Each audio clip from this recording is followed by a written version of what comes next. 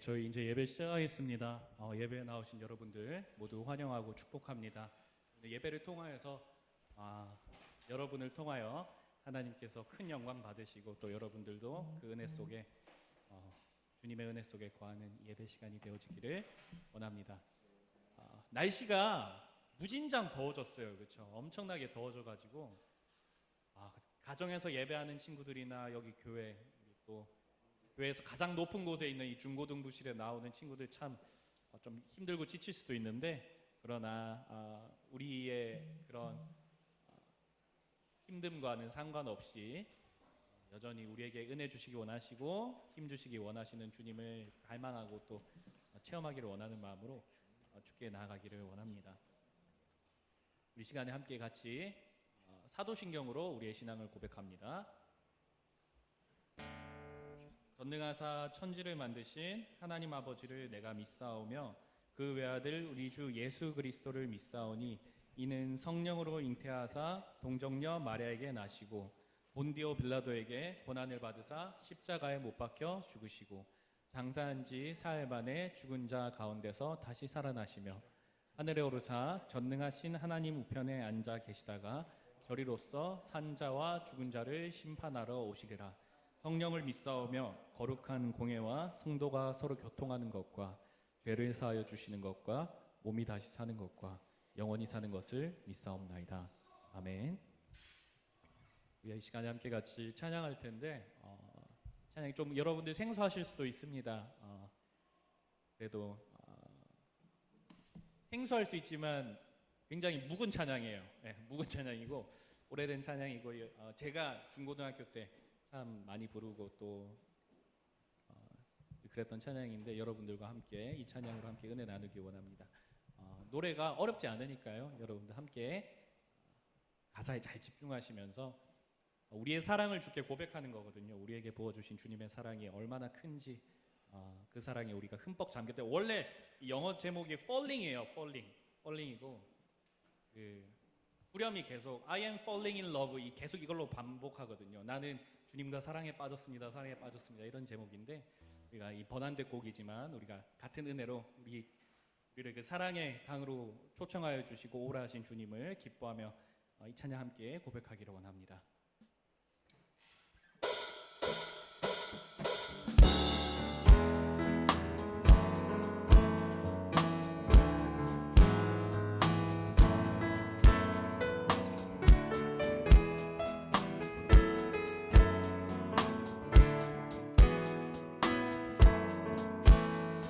나 주와 함께 걷기 원해요.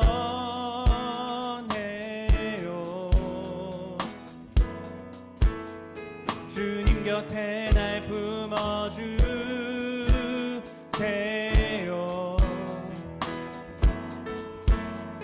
언제나 주의 진리 날 감동해.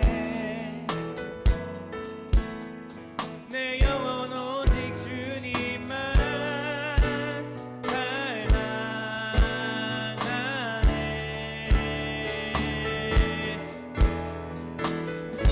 나의 사랑이 더욱 커져가네. 주를 향한 내 사랑 더욱 깊어져만 가네. 나의 사랑이 더욱 커져가네. 주를 향한 내 사랑 더욱 깊어져만 가네. 우리 2절 가사로 함께 고백하도록 하겠습니다. 주님 내 곁에 머물러 주세요. 주님 내 곁에 머물러 주세요.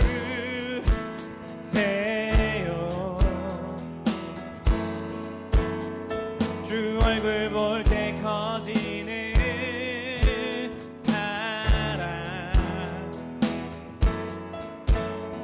주 앞에 나의 모든 것 버리고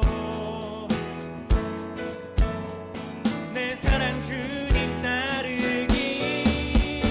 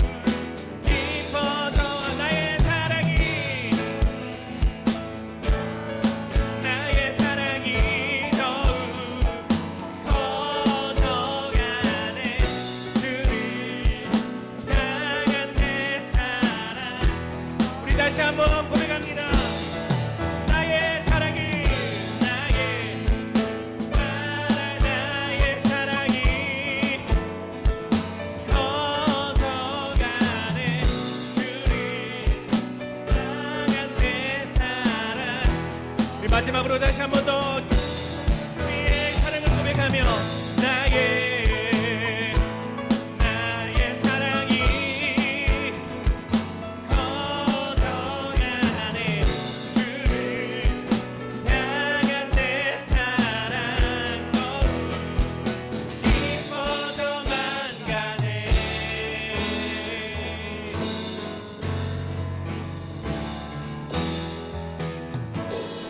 찬양받기 합당하신 주님, 우리가 부족하지만 연약하지만 우리를 구원하신 주님의 이름을 찬양하며 그 사랑의 이름을 고백하며 나아갑니다. 아멘.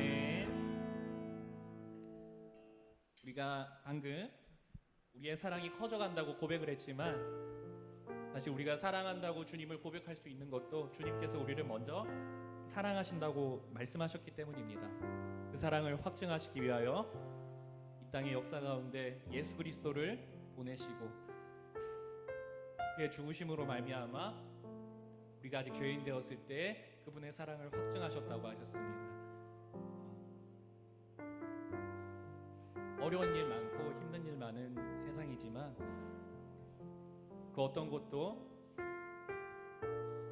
그 어떤 어려움도 우리를 덮으시고 품으시는 주님의 사랑보다 크지 않습니다. 여러분, 그 고백을 담아 이 찬양 함께 고백하기 원하는데요. 너무 죄송해요. 계속 좀 생소할 수도 있는 찬양인데 이 찬양 함께 고백하며 함께 나가도록 하겠습니다.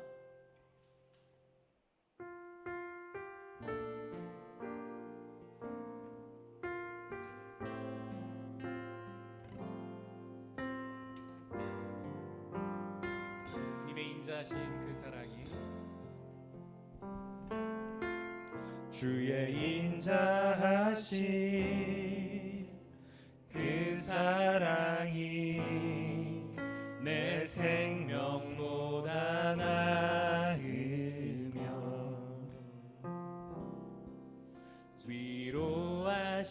위로하시는 주 손길은 내 눈물보다 귀하다.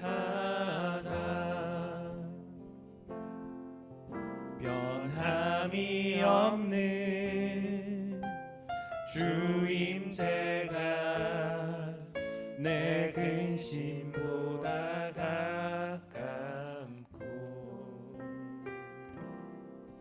주님을 이신 그 보혈은 내 상처보다 진하다.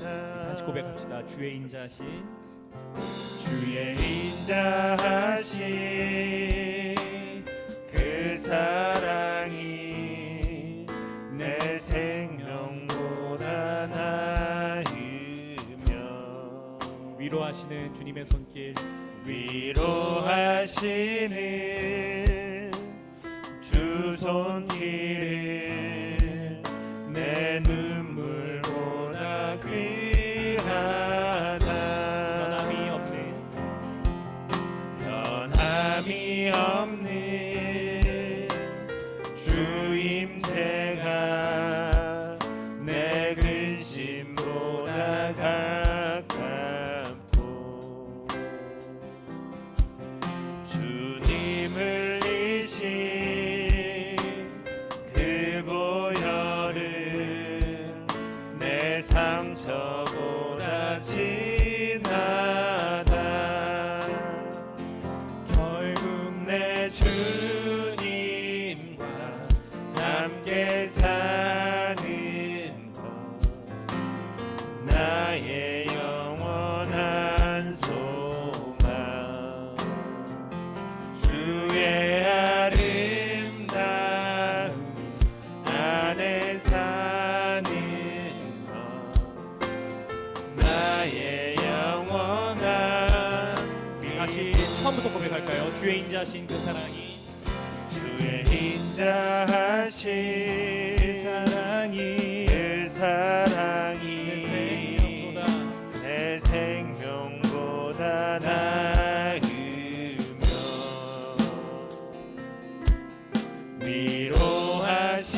위로하시는 주 손길은 내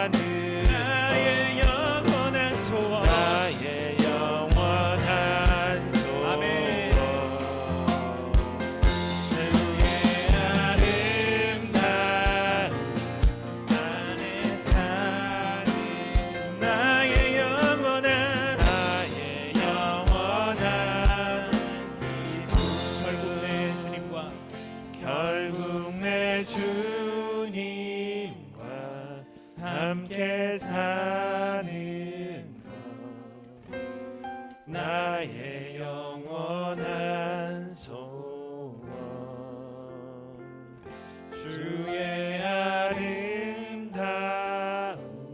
안에 사는 것 나의 영원한 기쁨.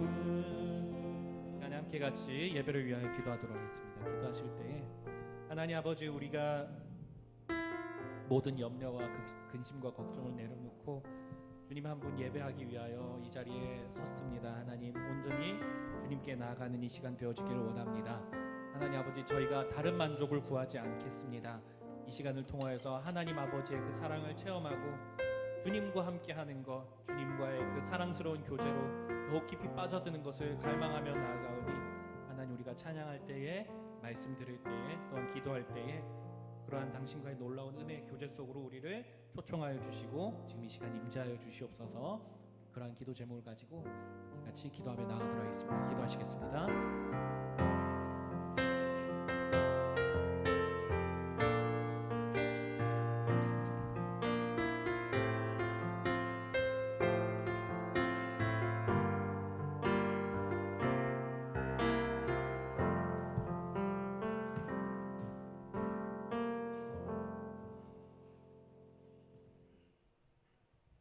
기도드리겠습니다.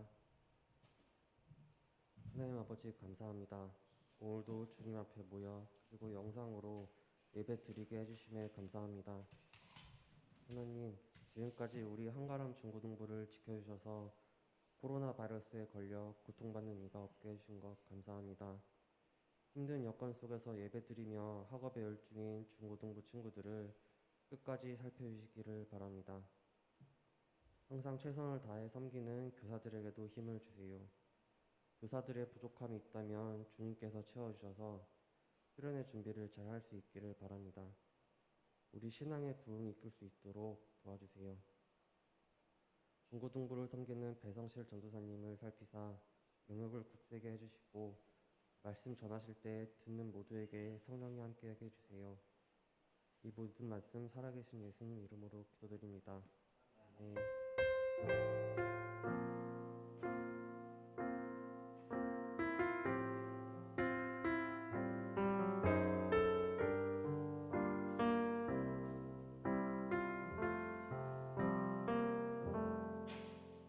말씀 읽도록 하겠습니다. 말씀은 누가복음 18장 9절부터 14절까지. 누가복음 18장 9절부터 14절까지 신약 성경 126페이지입니다.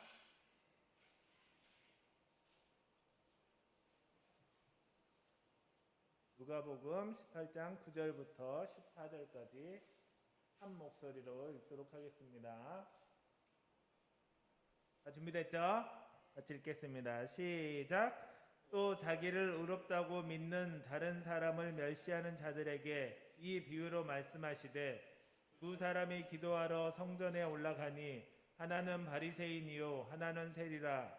바리새인은 서서 따로 기도하여 이르되 하나님이여, 나는 다른 사람들 곧 토색, 불의, 간음을 하는 자들과 같지 아니하고 이 세리와도 같지 아니함을 감사하나이다. 나는 일해에 2번씩 금식하고 또 소득의 11조를 드리나이다 하고, 세리는 멀리 서서 감히 눈을 들어 하늘을 쳐다보지 못하고 다만 가슴을 치며 이르되 하나님이여, 불쌍히 여기소서, 나는 죄인이로소이다 하였느니라. 내가 너희에게 이르노니 이에 저 바리새인이 아니고 이 사람이 의롭다 하심을 받고 그의 집으로 내려갔느니라. 무릇 자기를 높이는 자는 낮아지고 자기를 낮추는 자는 높아지리라 하시니라. 아멘.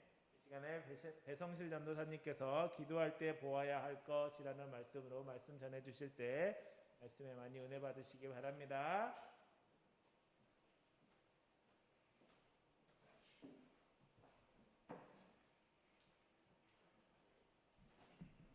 잠깐 기도하겠습니다. 살아계신 하나님, 감사합니다. 오늘도 저희를 예배 가운데로 불러주시고 말씀 듣게 해주셔서 감사합니다. 하나님, 말씀 듣는 가운데에 성령님 우리의 마음을 주장하여 주셔서 이 말씀이 우리의 삶 가운데에, 삶의 현장과 내면과 인격 가운데에 박히게 하여 주셔서 아름다운 많은 열매를 맺을 수 있도록 말씀에 많은 열매를 맺을 수 있도록 주님께서 그렇게 인도하여 주시옵소서. 전하는 자의 미련하고 약하고 부족한 것들은 말씀의 권세 뒤에 가려지게 하시고 오직 주의 말씀만이 순전하게 선포되어지는 귀한 시간 되어질 수 있도록 주님께서 그렇게 인도하여 주시옵소서. 주님 감사합니다. 오늘도 말씀 가운데 은혜 주실 것을 확신합니다. 살아계신 우리 구주 예수 그리스도 이름으로 기도했습니다. 아멘.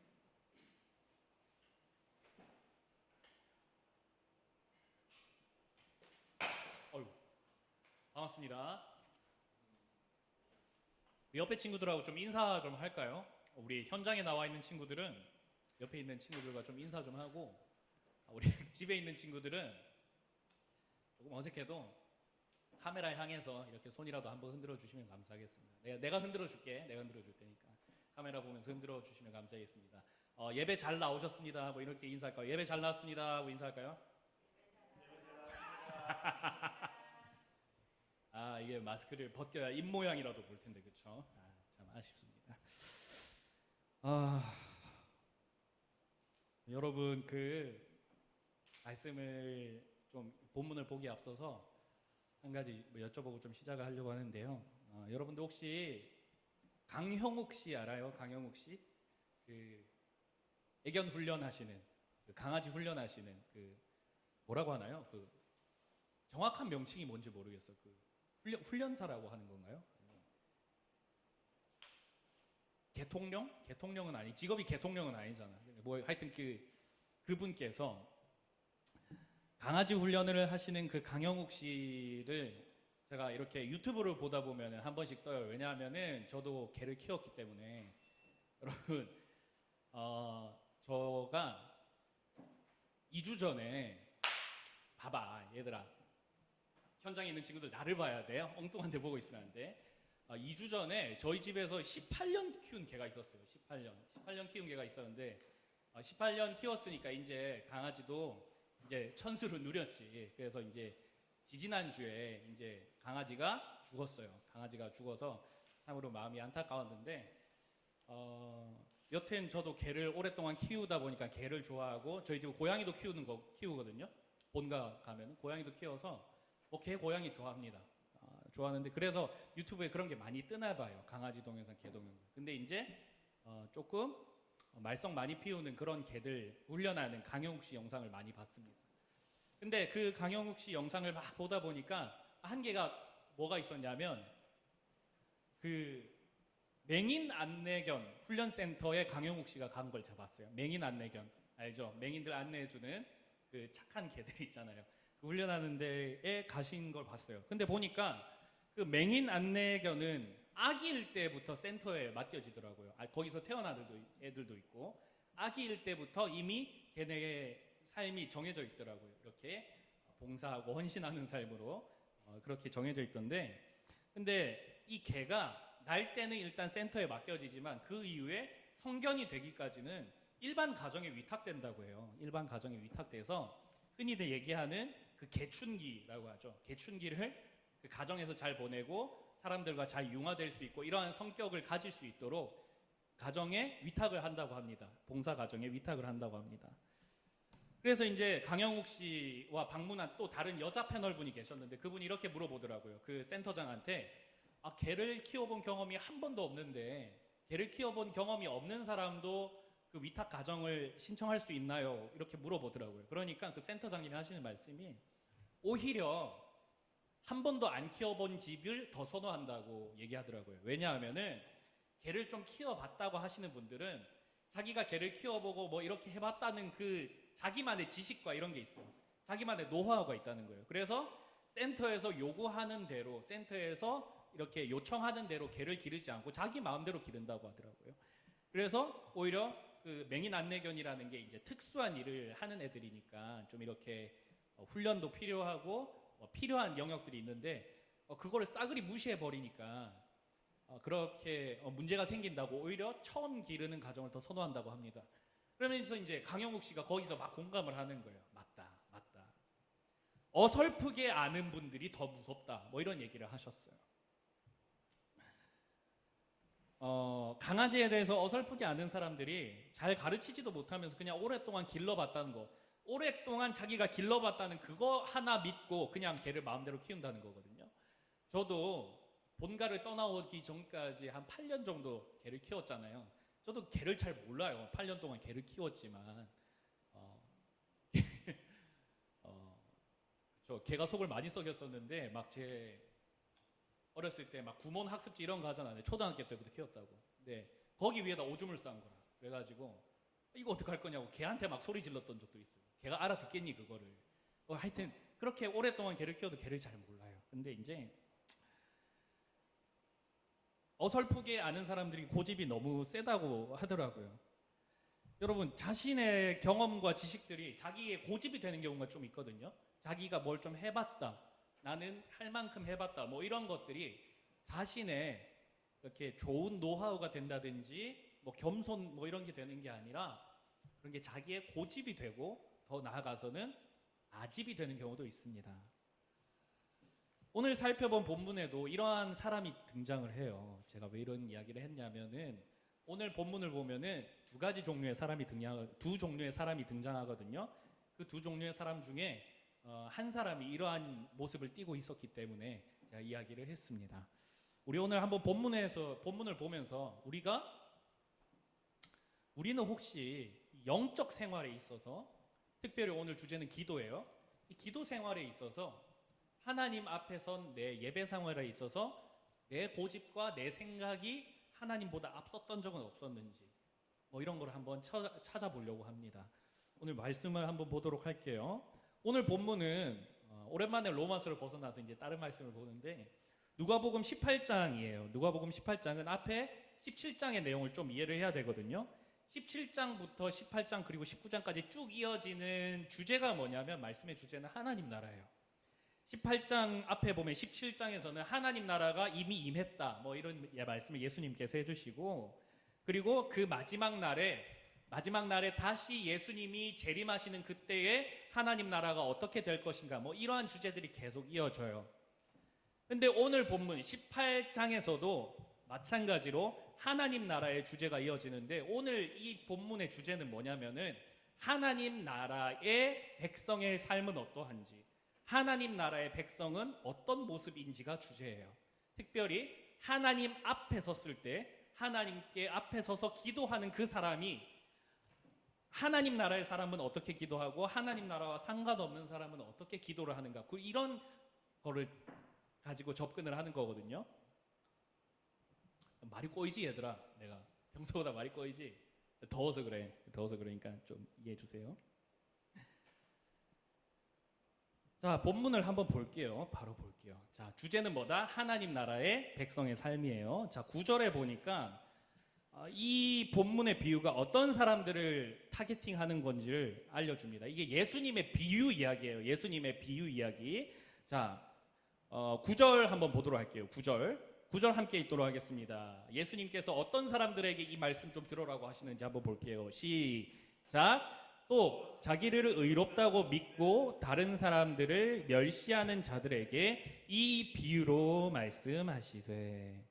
자, 스스로 의롭다고 여기면서 남을 멸시하는 자들에게 이 말씀을 들려주고 싶으셨나 봐요. 그래서 10절부터 두 종류의 사람이 등장해요.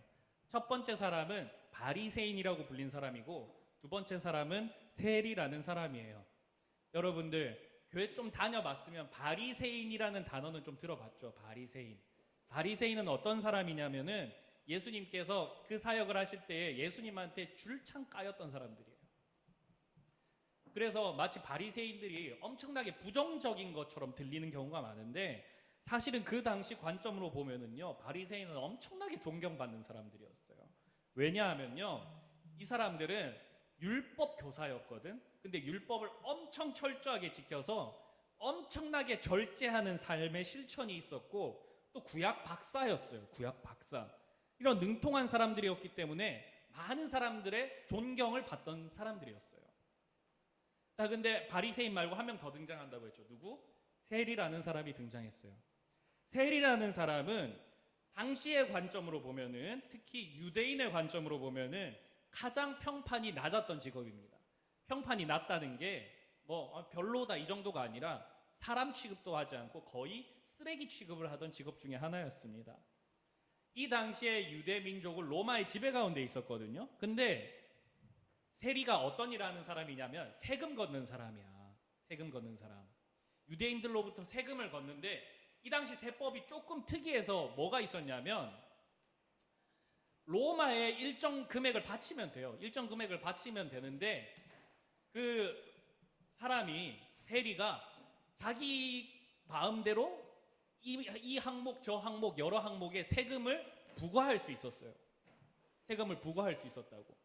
그러니까 과자 하나 사 먹어도 우리도 뭐 부가가치세 이런 거 내지만은 그때는 막 말도 안 되게 많은 금액을 냈던 거예요. 그러니까 로마에는 이만큼 내면 되는데 세리들은 이 항목 저 항목으로 세금을 막 뜯어냈던 거예요. 그러니까 민족의 동족의 등골을 빨아먹었던 사람들이라. 당연히 사람들로부터 인기가 없었겠지. 인기가 없는 수준이 아니라 멸시를 당했죠. 일하는 방식이 또 어떤 거예요? 결국은 로마의 지배를 당하고 있는데 로마에 빌어먹는 사람들이었단 말이야. 그렇기 때문에 민족적으로 멸시를 당했고 도덕적으로는 또 말도 안 되는 나쁜 행동으로 돈을 수탈하기 때문에 도덕적으로도 민족적으로도 그냥 다방면으로 무시당했던 사람들이에요. 그냥 돈만 많은 사람들이었던 거야. 자, 가장 존경받는 바리새인과 가장 멸시받는 세리, 이 두 직업의 사람이, 이 두 직종의 사람이 주님께 기도하러 왔다고 합니다. 하나님께 기도하러 왔다는 상황을 예수님께서 말씀해 주세요. 우리 11절 12절 함께 읽어볼까요? 11절 12절 말씀을 함께 읽어보겠습니다. 시작. 바리새인은 서서 따로 기도하여 이르되 하나님이여 나는 다른 사람들 곧 토색, 불의, 간음하는 자들과 같지 아니하고 이 세리와도 같지 아니함을 감사하나이다. 나는 일해에 2번씩 금식하고 또 소득의 11조를 드리나이다 하고. 자, 이게 바리새인의 기도예요. 바리새인의 기도. 유대인의 선생 바리새인은 이렇게 기도하네요. 하나님, 저는 다른 사람들과 같지 않고 토색이라는 게 뭐냐면은 남들로부터 이렇게 뜯어내는 행위거든요. 누가 생각이 나죠? 예. 누가 생각이 나는 그런 죄예요. 세리가 생각나는 죄인데 토색, 불의한 자, 그리고 간음하는 자들과 같지 않고 또 콕 집어 얘기하네요. 주님, 저는 저기 있는 세리와 같지 않음을 감사드립니다. 또 뒤이어서 나는 이틀에 2번씩 금식도 하고 11조도 드리고 있습니다. 그렇게 기도하고 있어요. 11절에서는 죄를 저지르는 어떤 다른 사람들과 자신이 같지 않다는 것으로 기도하고 12절에서는 자기가 얼마나 경건 생활 열심히 하는지 그걸로 하나님께 아뢰고 있습니다. 그래서 감사하대요. 그래서 감사하대요. 바리새인은 지금 없는 말을 하고 있지는 않아요. 실제로 그가 이렇게 구별된 삶을 살았어요. 죄를 짓지 아니하고 겉으로 드러나는 도덕적인 어떤 죄악을 짓지 아니하고 오히려 많은 경건 생활을 적극적으로 행하는 존경받을 만한 삶을 살았습니다. 자, 근데 이 바리새인의 기도의 특징은 뭐냐면 자신의 삶을 두고 자신이 이러이러하기 때문에 감사하다고 얘기를 해요. 특별히 내가 잘났고 내가 경건한 거 이런 걸로 감사 기도를 하고 있어요. 자, 그러면 이제 세리의 기도를 볼까요? 13절 세리의 기도를 한번 보겠습니다. 함께 읽겠습니다. 시작. 세리는 멀리 서서 감히 눈을 들어 하늘을 쳐다보지도 못하고 다만 가슴을 치며 이르되 하나님이여 불쌍히 여기소서 나는 죄인이로소이다 하였느니라. 자, 세리는 바리새인과 멀리 떨어져서 하늘을 쳐다보지도 못하면서 기도하고 있다고 해요. 유대인들은 하늘이 하나님이 계신 좌소라고 생각을 했어요. 그러니까 하나님께 나아왔지만 하나님을 쳐다보지 못하는 모습이에요. 그리고 가슴을 쳤다고 해요. 유대인들은 죄가 가슴에 있다고 생각을 했어요. 그래서 가슴을 쳤다는 것은 무슨 말이냐면 자기 속에 얼마나 죄가 많은지 그 죄로 인한 비참함과 고통 때문에 막 몸부림치면서 이게 어떻게 할 수 없어서 그냥 답답해서 가슴만 두들겼다는 거예요. 그래서 뒤이어 나오는 고백이 어떤 고백이냐면 하나님 저 좀 불쌍히 여겨주세요. 하나님 저는 죄인입니다. 이렇게 기도를 했다고 합니다. 자, 세리도 없는 말은 하지 않았어요. 그렇죠? 그 당시에 세리의 상황을 보면은 민족의 등골을 빨아먹는 일을 했었고 불의하게 돈을 벌었던 사람이었기 때문에 하나님 앞에 섰을 때 그 죄가 얼마나 크게 느껴졌을까요? 틀린 말이 없어요. 바리새인의 기도도 그렇고 세리의 기도도 그렇고 그 사람들이 할 만한 기도를 하고 있는 것처럼 보여요. 자, 근데 이 기도를 주님께서 들으셨는데 이 기도에 대한 평가를 어떻게 내리시는지가 14절에 나와 있거든요. 14절 함께 읽도록 하겠습니다. 함께 읽겠습니다. 읽어주세요. 14절 시작. 내가 너희에게 이르노니 이에 저 바리새인이 아니고 이 사람이 의롭다 하심을 받고 그의 집으로 내려갔느니라. 무릇 자기를 높이는 자는 낮아지고 자기를 낮추는 자는 높아지리라 하시니라. 바리새인이 아니라 이 세리가 의롭다고 주님께서 그렇게 평가하셨습니다. 자, 여러분, 이 당시 사람들의 패러다임에서는 이게 굉장히 충격적인 이야기예요. 왜냐하면은 그 누가 봐도 의롭다고 칭찬받아야 할 사람은 바리새인이에요. 그 모든 율법을 지켰던 사람들이고 말씀을 가르치는 선생인이고 이 사람들에게 존경받을 만큼 정말 경건을 열심히 실천했던 사람들이었으니까 당연히 바리새인이 칭찬받아야 되고 의롭다함을 받았어야 됐어요. 근데 반면에 세리는 어때요? 아까도 계속 얘기했잖아. 빨대 꽂고 나쁜 짓 하는 사람들이었잖아요. 매국노라고, 매국노. 파렴치한이에요. 우리 옛날 과거 역사를 뒤돌아보면은 친일파 같은 사람이에요. 친일파 어떤 사람들이에요? 나쁜 사람들이잖아. 우리가 얘기하기를 나쁜 사람들이잖아. 멸시받아 마땅한 사람이잖아요. 근데 예수님께서는 그가 의롭다고 합니다. 왜 그랬을까? 왜? 주님은 왜 그러셨을까? 왜냐하면요, 그들의 기도가 달랐기 때문이에요. 더 정확히는 기도하는 가운데에 그들의 마음의 시선이 어디에 가 있는가에 대한 차이가 있기 때문이에요. 다시 얘기합니다. 기도하는 각자의 마음의 시선의 차이가 있었기 때문에 주님께서 이렇게 평가하신 거예요. 여러분, 성전에 나와서 기도한다는 건 무슨 의미냐면 성전은 주님의 임재가 있는 곳이에요. 하나님의 임재가 있는 곳이에요. 하나님이 그곳에 계시다는 거거든요.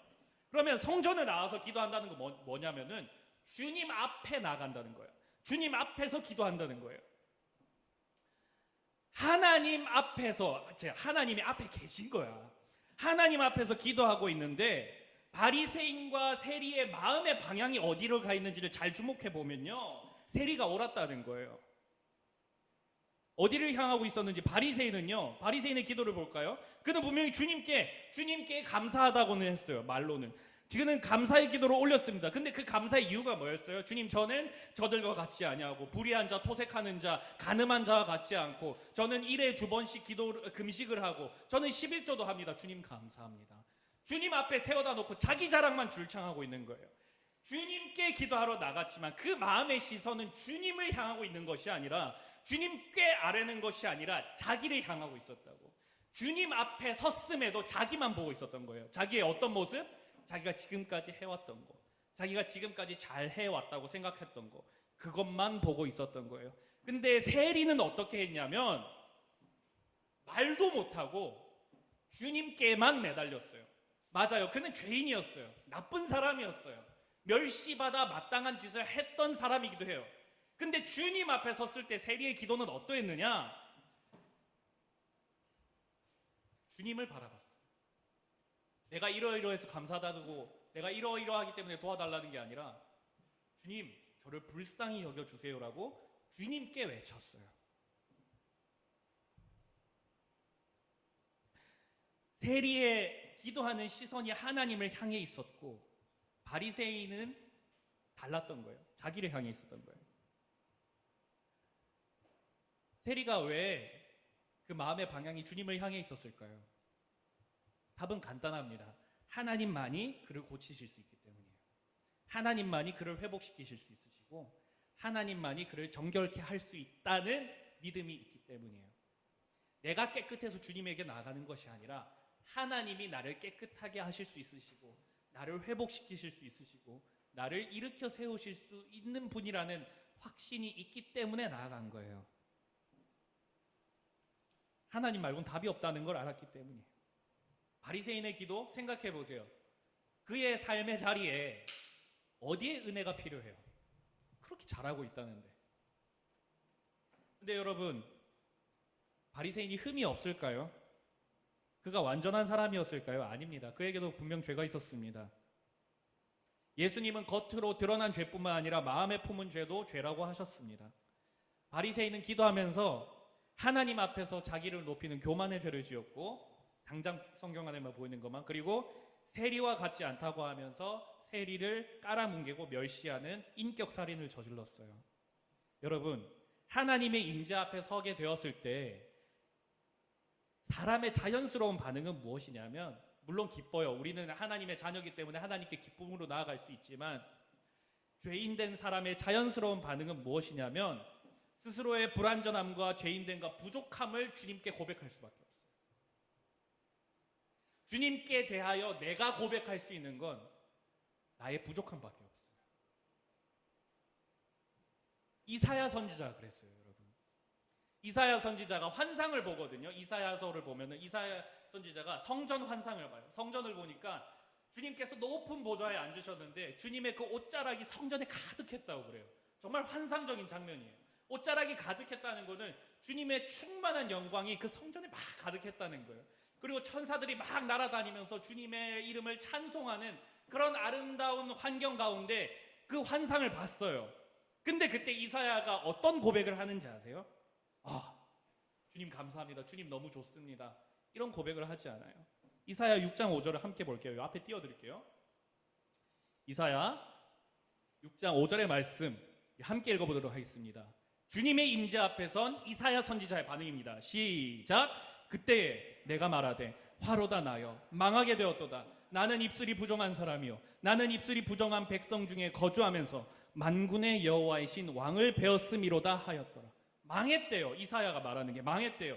하나님 앞에 계신데 망했대요. 왜? 내 입술은 부정하기 때문에. 나는 이렇게 죄가 많은데 주님 앞에 서게 됐다는 겁니다. 연약한 자신의 모습으로 말미암아 죄악 때문에 비참하게 살아갈 수밖에 없는 게 우리 모두의 삶의 원래 모습이에요. 근데 그러한 모습으로 주님 앞에 서게 되면은 바리새인처럼 떳떳할 수가 없는 거예요. 세리와 같은 반응이 오히려 자연스럽다고 볼 수 있어요. 죄인임을 고백할 수밖에 없어요. 물론 감사의 기도도 반드시 필요하지만 주님 앞에서 내 스스로를 뒤돌아봤을 때 주님께 긍휼을 구할 수밖에 없는 게 우리의 사람의 실존입니다. 근데 여러분, 여기 있는 본문에 나오는 세리의 기도에는 절망만 있는 게 아니에요. 주님, 저 진짜 나쁜 놈이에요. 저 진짜 힘들어요. 저 진짜 나쁜 놈입니다. 저 죄인입니다. 이런 절망으로 끝나지 않아요. 세리의 기도에는 소망이 있어요. 희망이 있어요. 왜냐하면 그가 하나님의 은혜를 구하고 있기 때문에. 소망이 있다는 건, 자 여러분, 우리가 죄인 되었지만 주님 앞에 기도하러 나갈 때에 우리에게 그 기도가 절망의 선언으로 끝나지 않냐고, 소망과 감사로 끝날 수 있는 거는 우리가 주님께 은혜를 구할 수 있기 때문이에요. 하나님을 바라볼 수 있기 때문에 긍휼을 베풀어 달라고, 나는 이러한 모습이니 오직 당신만이 나를 치유시켜 주시고 회복시켜 주실 수 있다고 말할 수 있기 때문에 여러분, 우리의 기도에는 소망이 있어요. 하나님이 내게 필요합니다. 하나님 나 불쌍히 여겨주세요. 당신만이 유일한 소망입니다. 그 고백으로 지금 세리가 주님께 매달리고 있잖아요. 그렇게 했더니 주님께서 어떻게 평가를 내리셨어요? 그에게 의롭다 하여 주셨다. 야, 안 바꿔줘, 돌아가 임마, 이렇게 하신 게 아니라 의롭다고 여겨주시고 회복시켜 주셨다고 오늘 본문은 말씀하고 있네요. 바리새인은 하나님 앞에서도 자신의 죄를 보지 못했어요. 왜냐하면 할 만큼 했다고 생각했거든요. 나는 할 만큼 해서 저런 토색하는 부리, 세리짓거리나 하는 놈들보다는 내가 좀 더 낫죠. 이게 그의 생각이에요. 하나님의 임재 앞에서 하나님도 안 보일 만큼 자신만 보니까 하나님의 긍휼을 구하지 못하는 거예요. 자기 고집만 보니까요. 바리새인도 하나님의 긍휼이 필요한 사람인데. 근데요, 여러분, 우리 안에 너무나도 자주 많은 경우 바리새인과 같은 기도를 드리는 경우가 너무 많아요. 하나님의 임재 앞에 섰을 때 자신의 죄악됨과 연약함을 고백하고 주님의 은혜에 매달리고 그분만 소망해야 되는데, 그게 사나 죽으나 우리의 유일한 소망이요 생명이라는 것을 믿어야 되는데, 안 그러는 경우가 좀 있어요. 기도하러 나가면서도 사실 기도하지 않으면서도 어떤 안도감에 취해 있냐면 내가 교인이라는 사실, 내가 교회를 다니고 있다는 사실, 내가 한때는 기도해봤다는 그 경험. 적어도 교회 다니지 않고 추악한 죄를 짓는 놈들보다 교회는 다니는 내가 낫지 않느냐. 예수 믿는 내가 그래도 좀 낫지라는 생각을 하는 경우가 많아요. 그래서 우리가 정작 주님께 매달려야 될 때 안 매달리는 경우가 많아요. 그 안도감 때문에, 말도 안 되는 안도감 때문에. 마음의 시선이 주님을 바라볼 때 내 죄가 바라봐져야 되는데 주님을 바라보지 않고 내가 해온 거를 계속 생각해 보다 보니까 주님이 별로 필요 없게 느껴지는 거예요. 더 최악인 것은 뭐냐면 그 상태에서 죄를 짓는 것에 무뎌진다는 거예요. 더 쉽게 죄에 빠진다는 거예요.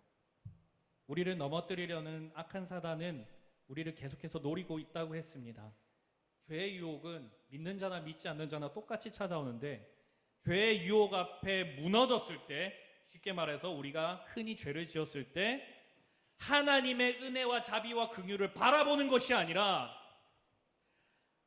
내가 그래도 조금 약한 죄 지었잖아, 내가 저런 파렴치한 죄 지은 놈들보단 좀 낫지, 그래도 내가 교회 다니는데 이 정도는 괜찮아, 이 정도는 괜찮아 이러면서 넘어가는 거예요. 여러분 앞에선 저는 어떨 것 같아요? 바리새인 되기 딱 좋아요.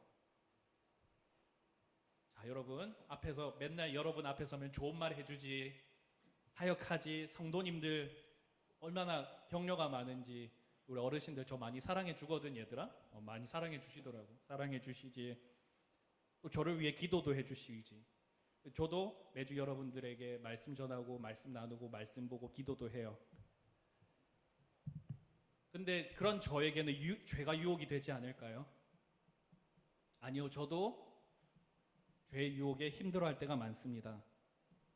실제로 저도 바리새인과 같이 하나님의 임재 앞에서 예배하러 나올 때 하나님의 긍휼을 구하면서 나가야 되는데 내 안에 죄가 있음에도 불구하고 그걸 그냥 묻어두고 전도사라는 명찰 뒤에 감춰두고 교회 좀 오래 다녀봤다는 거, 말씀 좀 많이 봤다는 거에 감춰두고 그냥 나간 적 있어요.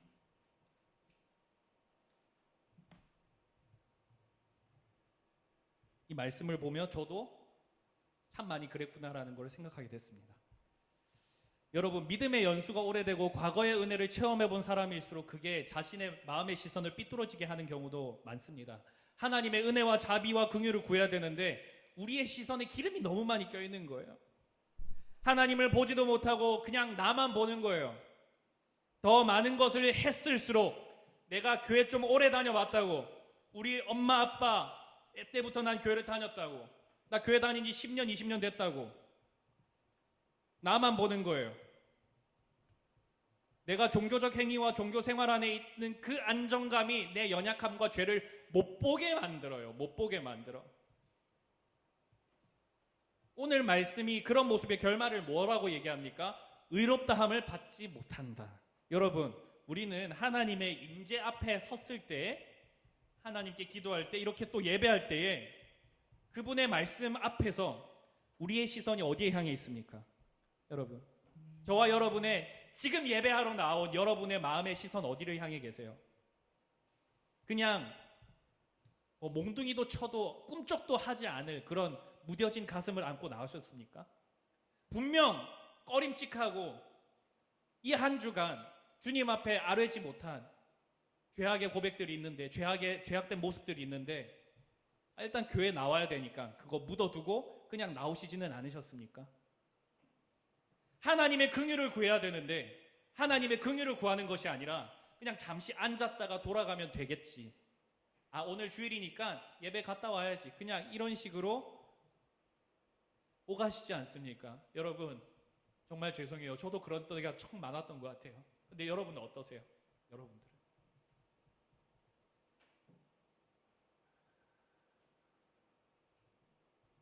우리는 바리새인과 같이 살기는 해야 돼요. 정말 경건 열심히 실천해야 돼요. 그렇지만 그 모든 것을 가능하게 하시는 분, 내 삶을 바꾸시는 분이 주님이라는 거. 바리새인과 같은 경건을 행할 수 있도록 우리의 삶을 긍휼히 여겨주시며 우리를 변화시켜 주시는 그 힘이 주님께로부터 온다는 사실을 알아야 돼요. 내 힘으로 하는 것도 아니고 내가 묻어둘 수 있는 것도 아니고 주님의 긍휼만이 우리에게 필요하단 말이에요. 하나님의 은혜가 없으면 성도가 아니에요. 우리의 삶도 의미가 없어요. 죄에서 자유할 수 없습니다. 긍휼을 구하세요. 은혜를 구하세요. 그럼 주님 주세요. 세리와 같은 자들에게도 주님께서 의롭다 하셨어요.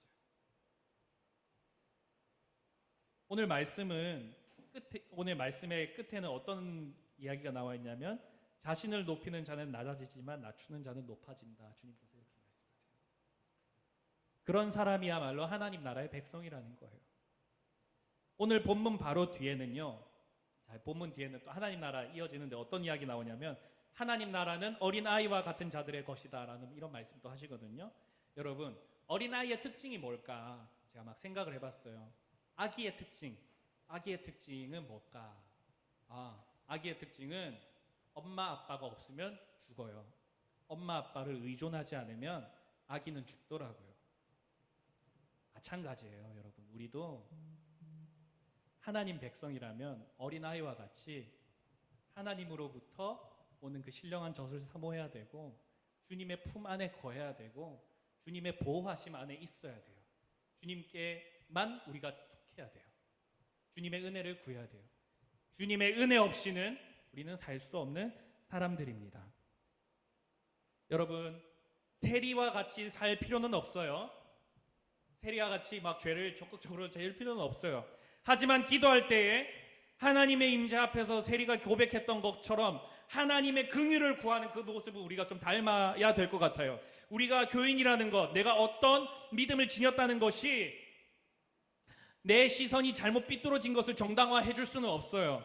정말 중요한 것은 하나님의 임재 앞에서 여러분들이 매주 이렇게 기도하러 나올 때, 또 매일 여러분들 나름대로 주님께 기도하러 나갈 때에 하나님의 긍휼을 바라시면서 나가야 돼요. 하나님의 긍휼, 오직 하나님의 은혜만 찾아야 돼요.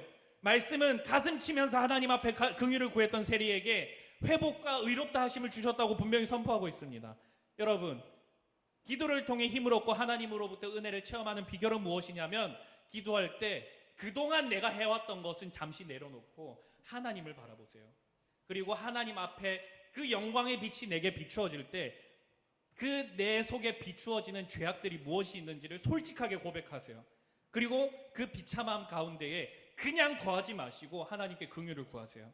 그러면요, 여러분들, 주님은 말씀에서 거짓말하시는 분 절대 아니에요. 말씀으로 여러분들을 속이시는 분이 절대로 아니에요. 오늘 저와 여러분들에게 이 말씀을 주셨다면 하나님께 긍휼을 구하며 나아가는 여러분들의 각자의 모든 삶 가운데에 하나님께서 반드시 회복과 의롭다함과 죄로부터의 자유함을 주실 것을 저는 믿습니다.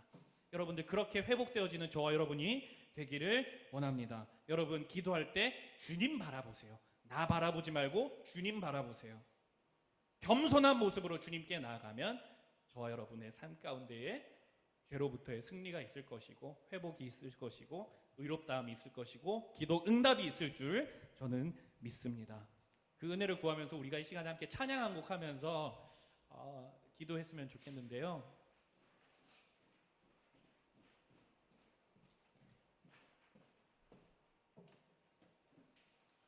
주님 마음 내게 주소서 라는 찬양 함께 드리도록 하겠습니다.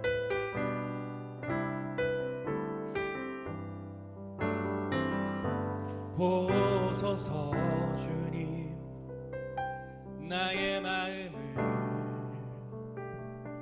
선한 것 하나 없습니다. 그러나 내 모든 것 주께 드립니다. 사랑으로 안으시고 날 새롭게 하소서. 보소서 주님,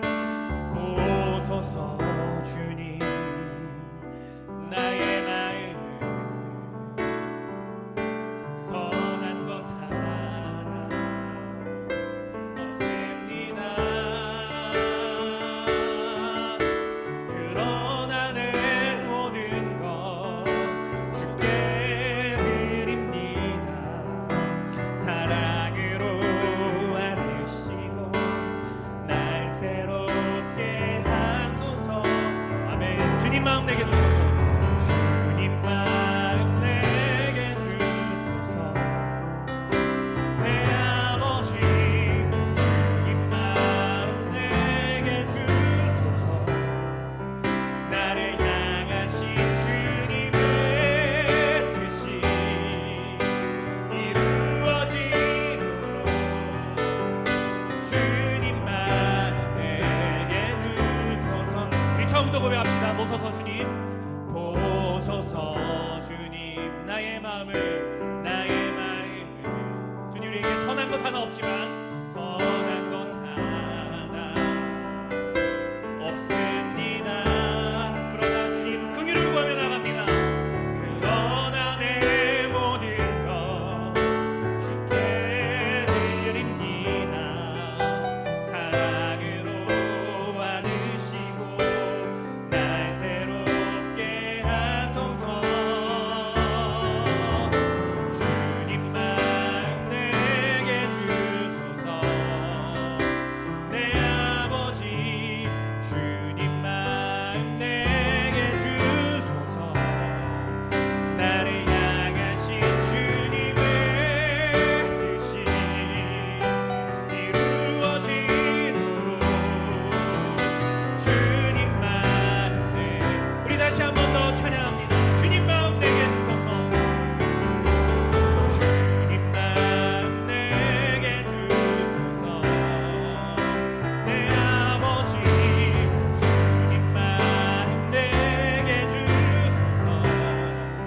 나를 향하신 주님의 뜻이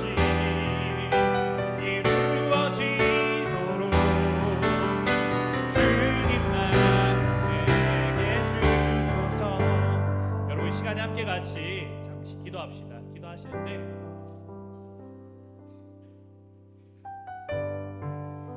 여러분, 이 자리에 나올 때 어떤 마음으로 나오셨어요? 예배하러 나오실 때 어떤 마음으로 나오셨어요? 습관과 같이 나오는 거 좋습니다. 여러분, 예배는 우리의 삶의 습관이 되어야 함이 맞습니다. 그런데요, 여러분의 지난 한 주간의 삶을 돌이켜볼 때 반드시 주님께 아뢰고 회복해야 될 영역들이 있는데 그냥 그것을 무시하고 그냥 나오지는 않으셨습니까? 저도 참 말씀을 전하면서 막 가슴이 터질 것 같아요. 주님한테 너무 죄송하고 그리고 여러분한테 너무 미안해서요.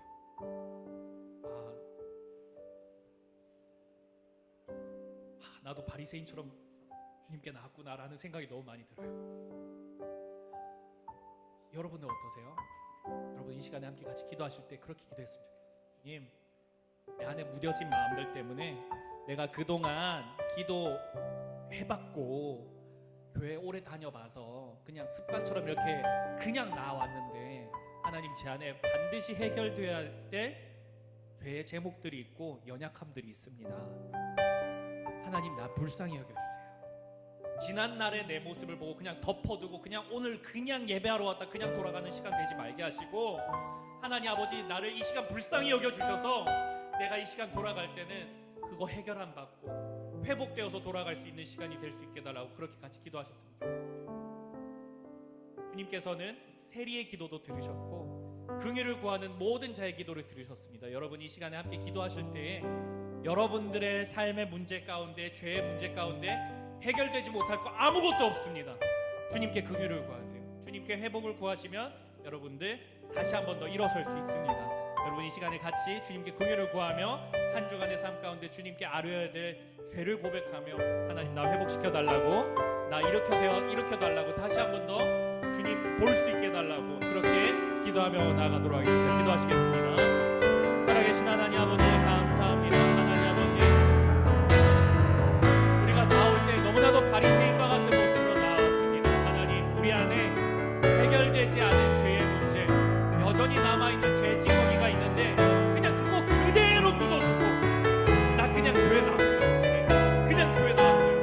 그리고 그냥 돌아가려고 했습니다. 주님, 하나님, 그러나 우리의 삶 가운데 반드시 해결해야 될 문제가 있고 주님께 부르짖어야 될 문제가 있습니다. 하나님 아버지,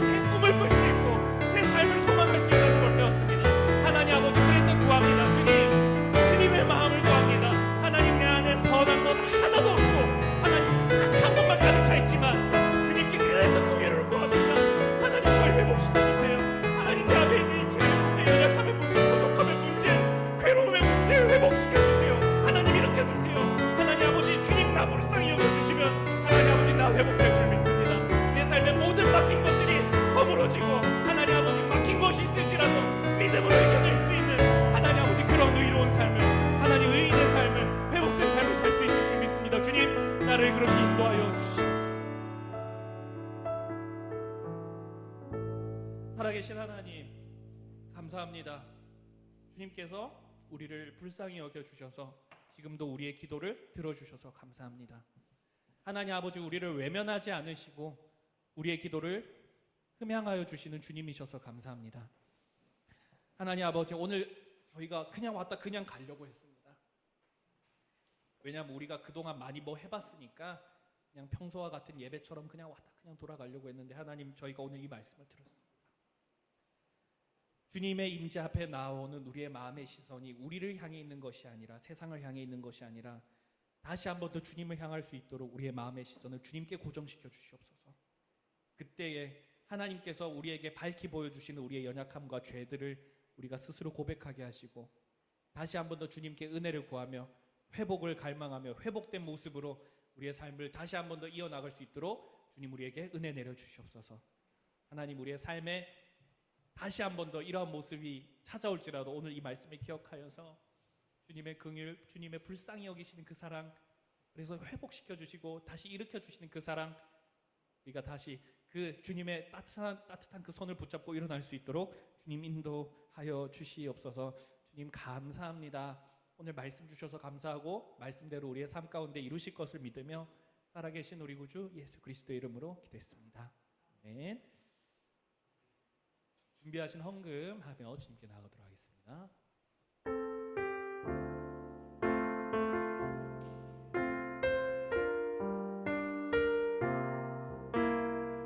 주의 말씀 앞에서,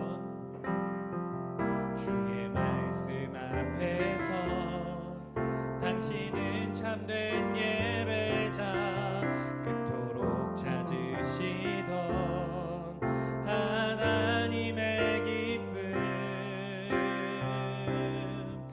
이 세상을 향한 거룩한 생명빛 되어 이 세상을 위한 구원의 소망 되어 영원한 하나님의 나라 함께 세워가리.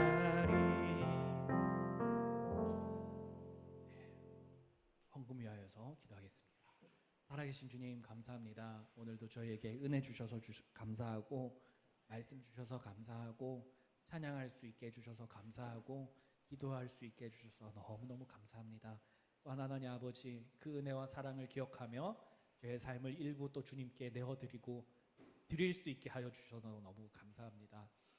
하나님, 오늘 우리가 말씀 가운데 들은 대로, 찬양 가운데 고백한 대로, 기도하는 가운데 다시 주님께 부르짖은 대로 우리의 삶의 그 아름다운 열매들, 믿음의 열매들이 많이 맺혀질 수 있도록 주님께서 인도하여 주시옵소서. 주님 감사합니다. 모든 영광 존귀 주님께 올려드리길 원하며 살아계신 우리 구주 예수 그리스도 이름으로 기도했습니다. 아멘. 우리 주기도문으로 예배를 마치겠습니다. 하늘에 계신 우리 아버지여, 이름이 거룩히 여김을 받으시오며 나라가 임하옵시며 뜻이 하늘에서 이루어진 것 같이 땅에서도 이루어지리이다. 오늘날 우리에게 일용할 양식을 주옵시고 우리가 우리에게 죄 지은 자를 사하여 준 것 같이 우리 죄를 사하여 주옵시고 우리를 시험에 들게 하지 마옵시고 다만 악에서 구하옵소서. 내게 나라와 권세와 영광이 아버지께 영원히 있사옵나이다. 아멘.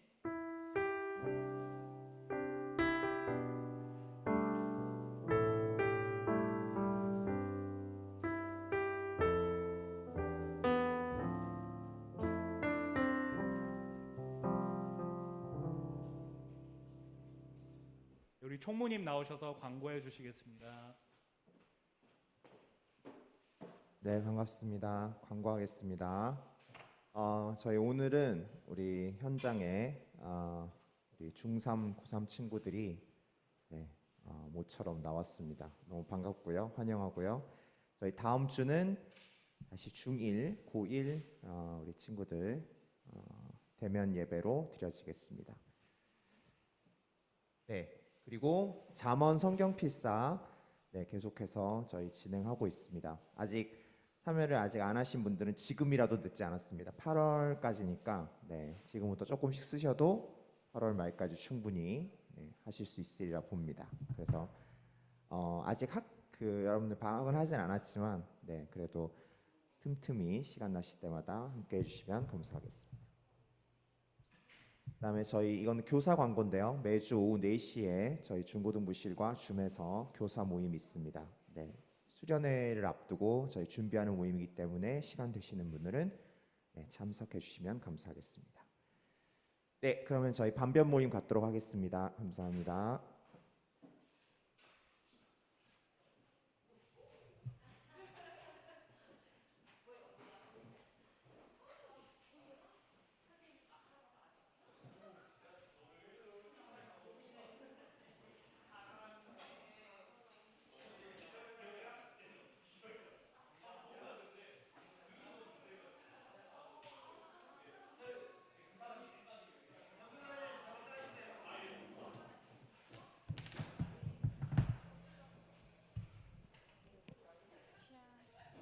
오늘은 우리 퀴즈를 할 거야. 지금까지 배웠던 거. 완전 좋지. 너희들이 빨리 맞추면 빨리 끝나는 거야. 자, 얘들아. 먼저 선생님이 설명을 해줄 거야. 그걸 잘 기억하고 있다가 이제 맞추면 되는 거야. 그렇게 어렵지 않아.